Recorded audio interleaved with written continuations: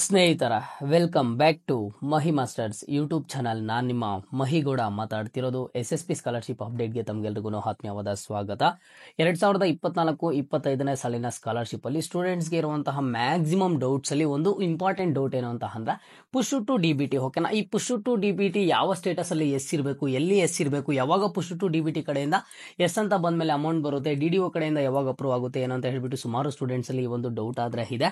ನಾನು ಯಾವುದೇ video ಮಾಡಿರ್ಲಿ SSP scholarship related ಅದರಲ್ಲಿ ಸ್ಟೂಡೆಂಟ್ಸ್ ಏನ್ ಕಮೆಂಟ್ ಮಾಡಿರ್ತಾರೆ ಅಂತ ಅಂದ್ರೆ ಪುಷ್ ಟು DBT ಎಸ್ ಅಂತ ಇದೆ, ನನಗೆ ಅಮೌಂಟ್ ಬಂದಿಲ್ಲ, ಒಂದ್ ಕಡೆ ಪುಷ್ ಟು DBT ಆಗಿದೆ, ಇನ್ನೊಂದ್ ಕಡೆ ಆಗಿಲ್ಲ, ಈ ರೀತಿ ಸುಮಾರು ಡೌಟ್ಸ್ ಅನ್ನ ಕೇಳ್ತಾನೆ ಬರ್ತಿದ್ದಾರೆ. ಎಲ್ಲದ್ರ ಬಗ್ಗೆನೂ ಸಂಪೂರ್ಣವಾದ ಮಾಹಿತಿ ಇವತ್ತಿನ ಈ ವಿಡಿಯೋದಲ್ಲಿ ನಿಮಗೆ ಸಿಗುತ್ತೆ. ಸೊ ವಿಡಿಯೋನ ಕಂಪ್ಲೀಟ್ ಆಗಿ ವಾಚ್ ಮಾಡಿ. ಅಂಡ್ ಅದಕ್ಕಿಂತ ಮುಂಚೆ ಚಾನಲ್ಗೆ ಫಸ್ಟ್ ಟೈಮ್ ವಿಸಿಟ್ ಮಾಡಿದ್ರೆ ಅಥವಾ ಇನ್ನೂ ಸಬ್ಸ್ಕ್ರೈಬ್ ಮಾಡ್ಕೊಂಡಿಲ್ಲ ಅಂತ ಅಂದ್ರೆ ಈ ಕೂಡಲೇ ಚಾನಲ್ಗೆ ಸಬ್ಸ್ಕ್ರೈಬ್ ಅನ್ನ ಮಾಡ್ಕೊಳ್ಳಿ. ಅಂಡ್ ಹಾಗೆ ಮರಿದೆ ಒಂದು ಲೈಕ್ ಅನ್ನ ಮಾಡಿ. ಮೊದಲಿಗೆ ನೋಡಿ, SSP ವೆಬ್ಸೈಟ್ಗೆ ಬಂದು ಫಸ್ಟ್ ನಿಮ್ಮ ಒಂದು ಯೂಸರ್ ID ಪಾಸ್ವರ್ಡ್ ಕ್ಯಾಪ್ಚರ್ನ ಎಂಟರ್ ಮಾಡಿ ಲಾಗಿನ್ ಆಗಿದ್ದ ಆದ್ಮೇಲೆ ನಿಮಗೆ ಇಲ್ಲಿ ಇಯರ್ ವೈಸ್ ಸ್ಟೂಡೆಂಟ್ ಸ್ಟೇಟಸ್ ಅಂತ ಒಂದು ಆಪ್ಷನ್ ಆದ್ರೆ ಕಾಣಿಸಿದೆ, ಅದರ ಮೇಲೆ ಕ್ಲಿಕ್ ಮಾಡಿ ಅಕಾಡೆಮಿಕ್ ಇಯರ್ 2024-25 ಸೆಲೆಕ್ಟ್ ಮಾಡ್ಕೊಳ್ಳಿ. ಓಕೆನಾ, ಸೆಲೆಕ್ಟ್ ಮಾಡ್ಕೊಂಡಿದ್ದ ಆದ್ಮೇಲೆ ನಿಮ್ಗೆ ಇಲ್ಲಿ 2 ಪೇಜ್ ಆದ್ರೆ ಬರುತ್ತೆ. ಓಕೆನಾ, 1 of 2 ಅಂಡ್ ಹಾಗೆ 2 of 2 ಅಂತ ಹೇಳ್ಬಿಟ್ಟು 2 ಪೇಜಸ್ ಆದ್ರೆ ಇರುತ್ತೆ. 1 of 2 ಅಲ್ಲಿ ನೀವು ಏನ್ ಅಬ್ಸರ್ವ್ ಮಾಡಬೇಕು ಅಂತ ಅಂದ್ರೆ ಅಲ್ಲಿ ನಿಮ್ಮ ಒಂದು caste income certificate details, personal details ಎಲ್ಲಾನು ಕೊಟ್ಟಿರ್ತಾರೆ. ಜಸ್ಟ್ ನೀವು ಅಲ್ಲಿ ಏನ್ ಅಬ್ಸರ್ವ್ ಮಾಡಬೇಕು ಅಂದ್ರೆ ಅಪ್ಲಿಕೇಶನ್ ವೆರಿಫಿಕೇಶನ್ ಆಗಿದೆಯಾ ಇಲ್ವಾ ಅನ್ನೋದನ್ನ ನೀವು ಅಲ್ಲಿ ಕ್ಲಿಯರ್ ಆಗಿ ಅಬ್ಸರ್ವ್ ಮಾಡಬೇಕಾಗುತ್ತೆ. ಅಪ್ಲಿಕೇಶನ್ ವೆರಿಫಿಕೇಶನ್ ಎಸ್ ಅಂತ ಬಂದಿದ್ರೆ ಅಷ್ಟೇ ನೀವು ನೆಕ್ಸ್ಟ್ ಪೇಜಿಗೆ ಬನ್ನಿ.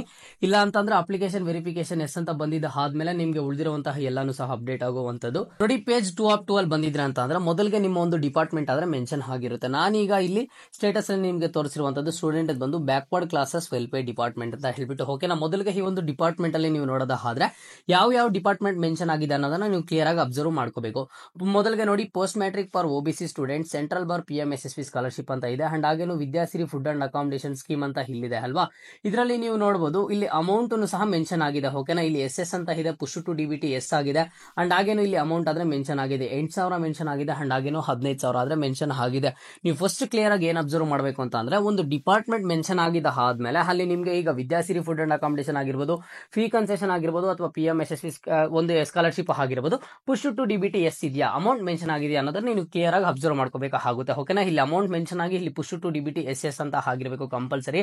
And next payment initiation status ಅಲ್ಲಿ approved application push to DBT for payment ಅಂತ ಇದೆ. ಇಲ್ಲಿ ನಿಮಗೆ ಕ್ಲಿಯರ್ ಆಗಾದ್ರೆ ಗೊತ್ತಾಗುತ್ತೆ. ನೋಡಿ, ಕಾಂಪೋನೆಂಟ್ ಬಂದು ನಿಮಗೆ 3 ಕಾಂಪೋನೆಂಟ್ಸ್ ಆದ್ರೆ ಮೆನ್ಷನ್ ಆಗಿದೆ. ಒಂದು ಬಂದು academic allowances, Vidyasiri food and accommodation, and next fee amount, and next ಬಂದ್ಬಿಟ್ಟು ಒಂದು PM SSP ಸ್ಕಾಲರ್ಶಿಪ್. ಇಲ್ಲಿ ನೀವು ಕ್ಲಿಯರ್ ಆಗಿ ಅಬ್ಸರ್ವ್ ಮಾಡೋದಾದ್ರೆ 2 ಕಾಂಪೋನೆಂಟ್ ಗೆ ಈಗಾಗಲೇ ಪುಷ್ ಟು DBT ಆಗಿದೆ.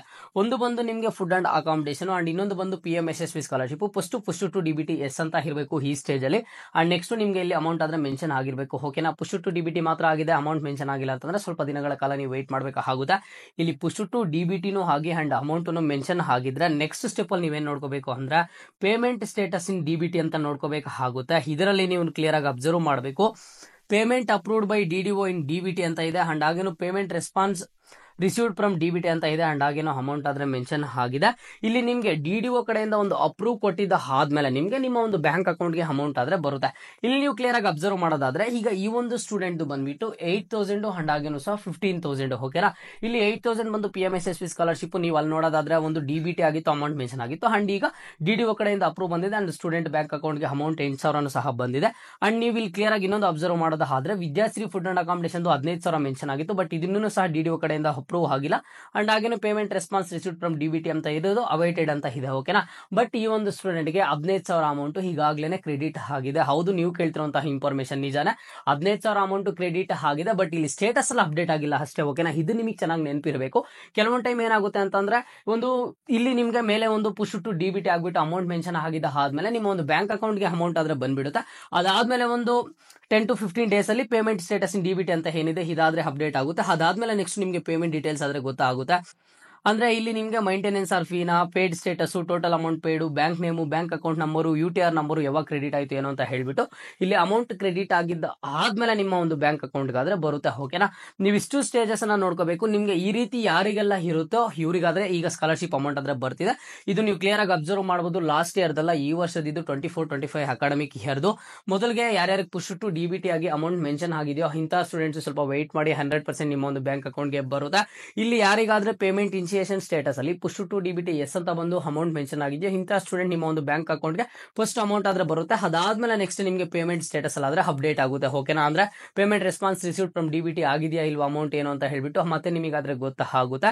ಇಲ್ಲಿ ನೀವು ಯಾವುದಕ್ಕೆ ವೇಟ್ ಮಾಡಬೇಕು, ಮೊದಲಿಗೆ ಅಪ್ಲಿಕೇಶನ್ ವೆರಿಫಿಕೇಶನ್ ಆಗಬೇಕು. ಅಪ್ಲಿಕೇಶನ್ ವೆರಿಫಿಕೇಶನ್ ಆಗಿದ್ದಾದ್ಮೇಲೆ ಕಾಂಪೋನೆಂಟ್ ಅಲ್ಲಿ ಪುಷ್ ಟು ಡಿಬಿಟಿ ಆಗಿ ಅಮೌಂಟ್ ಎಸ್ ಅಂತ ಇತ್ತು ಅಂತಂದ್ರೆ ನಿಮ್ಮ ಒಂದು ಬ್ಯಾಂಕ್ ಅಕೌಂಟ್ಗೆ 100% ಆಗಿ ಅಮೌಂಟ್ ಬರುತ್ತೆ. ಇಲ್ಲಿ ತುಂಬಾ ಜನ ನನಗೆ ಏನ್ ಕೇಳ್ತಾರ ಅಂತ ಅಂದ್ರೆ ಒಂದು ಮೆಸೇಜಸ್ ಮಾಡ್ತಾರೆ ಇನ್ಸ್ಟಾಗ್ರಾಮ್ ಅಲ್ಲಿ, ಲಿಂಕ್ ಅನ್ನ ಕಾಮೆಂಟ್ ಬಾಕ್ಸ್ ಅಲ್ಲಿ ಕೊಟ್ಟು ಮೆಸೇಜ್ ಮಾಡಿ ಅಂತ ಹೇಳ್ತೀನಿ ಏನಾದ್ರು ಡೌಟ್ ಇದ್ರೆ. ಇಲ್ಲಿ ಸ್ಟೂಡೆಂಟ್ಸ್ ಏನ್ ಮಾಡ್ತಾರೆ ಅಂತಂದ್ರೆ ಮ್ಯಾಕ್ಸಿಮಮ್ ನನಗೆ ಸ್ಕಾಲರ್ಶಿಪ್ ಅಮೌಂಟ್ ಯಾವಾಗ ಬರುತ್ತೆ, ಪಕ್ಕ ಯಾವಾಗ ಬರುತ್ತೆ ಅಂತ ಕೇಳ್ತಿದ್ದಾರೆ. ನೋಡಿ, ನಿಮ್ಗೆ ಪಕ್ಕ ಇದೇ ದಿನಾಂಕಕ್ಕೆ ಬರುತ್ತೆ ಅಂತ ಹೇಳ್ಬಿಟ್ಟು ಯಾರೂ ಸಹ ನಿಮ್ಗೆ ಒಂದು ಹೇಳೋದಕ್ಕೆ ಆಗೋದಿಲ್ಲ. ಯಾಕೆ ಅಂತ ಅಂದ್ರೆ ಇಲ್ಲಿ ಪುಷ್ ಟು ಡಿಬಿಟಿ ಬಂದು ಅಮೌಂಟ್ ಮೆನ್ಷನ್ ಆಗಿದ್ದ ಆದ್ಮೇಲೆ ನೆಕ್ಸ್ಟ್ ಡೇ ಬರ್ಬೋದು, 10 days ಆದ್ಮೇಲೆ ಬರ್ಬೋದು, 1 month ಆದ್ಮೇಲೆ ಬರ್ಬೋದು, 2 months ಆದ್ಮೇಲೆ ಬರ್ಬೋದು. ಓಕೆನಾ, ಅದನ್ನ ಯಾರೂ ಸಹ ಹೇಳೋದಕ್ಕೆ ಆಗಲ್ಲ. ಬಟ್ 100% ಅಮೌಂಟ್ ಆದ್ರೆ ಬರುತ್ತೆ. ಓಕೆನಾ, ನಿಮ್ಗೆಲ್ರಿಗೂ ಒಂದು ಕ್ಲಾರಿಫಿಕೇಶನ್ ಸಿಕ್ತು ಅಂತ ಅನ್ಕೊಂಡಿದೀನಿ. ನೀವು first push to DBT amount mention ಆಗಿರೋದನ್ನ ಕ್ಲಿಯರ್ ಆಗಿ ನೋಡ್ಕೊಂಡಿದ್ರ ಅಂತ ಅಂದ್ರೆ ನಿಮ್ಮ ಒಂದು ಬ್ಯಾಂಕ್ ಅಕೌಂಟ್ಗೆ ಅಮೌಂಟ್ ಆದ್ರೆ ಬರುತ್ತೆ. ಬಟ್ ಇನ್ನೂ ಯಾರ್ದು ಪುಷ್ ಟು ಡಿಬಿಟಿ ನೋ ಅಂತ ಇದೆ, ಅಮೌಂಟ್ ಯಾರಿಗಾದ್ರೆ ಮೆನ್ಷನ್ ಆಗಿಲ್ವೋ ಇಂಥ ಸ್ಟೂಡೆಂಟ್ಸ್ ದಯವಿಟ್ಟು ವೇಟ್ ಮಾಡ್ಬೇಕಾಗುತ್ತೆ. ಅಪ್ಲಿಕೇಶನ್ ವೆರಿಫಿಕೇಶನ್ ಆಗಿದೆ ಅಂತಂದ್ರೆ ನೀವು ಎಲಿಜಿಬಲ್ ಇರ್ತೀರಾ. ಅಂಡ್ ಹಾಗೇನು ಎಲ್ಲರೂ ಸ್ಟೂಡೆಂಟ್ಸ್ ಮರಿದೆ ಒಂದು ಕೆಲಸ ಮಾಡ್ಕೊಳ್ಳಿ, ನಿಮಗೆ ಸ್ಕಾಲರ್ಶಿಪ್ ಅಮೌಂಟ್ ಮಿಸ್ ಆಗೋದಿಲ್ಲ. ಇಲ್ಲಿ ನಿಮಗೆ ಆಧಾರ್ ಸೀಡಿಂಗ್ ಸ್ಟೇಟಸ್ ಅಂತ ಇರುತ್ತೆ. ಓಕೆನಾ, ಫಸ್ಟ್ ಒಂದು ಆಧಾರ್ ಸೀಡಿಂಗ್ ಸ್ಟೇಟಸ್ ಅನ್ನ ಚೆಕ್ ಮಾಡ್ಕೊಳ್ಳಿ. ಓಕೆನಾ, ಇದ್ರ ಬಗ್ಗೆ ನಾನು ನಿಮಗೆ ಸಪರೇಟ್ ವಿಡಿಯೋನ ಮಾಡ್ತೀನಿ, ಅಲ್ಲಿ ಬಂದು ನೀವು ನೋಡಿ ಅಂತ ಆಧಾರ್ ಸೀಡಿಂಗ್ ಸ್ಟೇಟಸ್ ನ ಯಾವ ರೀತಿ ಮಾಡಿಸ್ಬೇಕು ಏನು ಅಂತ ಹೇಳ್ಬಿಟ್ಟು ನೆಕ್ಸ್ಟ್ ಅಪ್ಕಮಿಂಗ್ ವಿಡಿಯೋದಲ್ಲಿ ಮಾಡ್ತೀನಿ. ಚಾನಲ್ಗೆ ಸಬ್ಸ್ಕ್ರೈಬ್ ಅನ್ನ ಮಾಡ್ಕೊಳ್ಳಿ. ನೋಡಿ, ಎಲ್ಲಾ ತರದ ಸ್ಕಾಲರ್ಶಿಪ್ ಕುರಿತು ಕಂಟಿನ್ಯೂಸ್ ಅಪ್ಡೇಟ್ಸ್ ಅನ್ನ ಕೊಡ್ತಿರ್ತೀನಿ. ಅಂಡ್ ಏನೇ ಡೌಟ್ ಇರಲಿ ನಿಮ್ಗೆ ಪರ್ಸನಲ್ ಆಗಿ ಕಾಂಟ್ಯಾಕ್ಟ್ ಮಾಡಬೇಕು ಅಂತಂದ್ರೆ ಇನ್ಸ್ಟಾಗ್ರಾಮ್ ಲಿಂಕ್ ಅನ್ನ ಕಾಮೆಂಟ್ ಬಾಕ್ಸ್ ಅಲ್ಲಿ ಪ್ರೊವೈಡ್ ಮಾಡಿರ್ತೀನಿ. ಫಾಲೋ ಮಾಡಿ ಮೆಸೇಜ್ ಮಾಡಿದಿರಾ ಅಂತಂದ್ರೆ ನಿಮ್ಮ ಒಂದು ಮೆಸೇಜ್ಗೆ ರಿಪ್ಲೈ ಆದ್ರೆ ಸಿಗುತ್ತಾ. ಇದು ಇವತ್ತಿನ ಮಾಹಿತಿ ಆಗಿತ್ತು. ಇದೇ ರೀತಿಯ ಎಲ್ಲ ಹೆಚ್ಚಿನ ಅಪ್ಡೇಟ್ಸ್ ಜೊತೆಗೆ ಸಿಗ್ತಾ ಇರೋಣ. ಅಲ್ಲಿಯ ತನಕ take care and keep watching Mahima studs for more updates.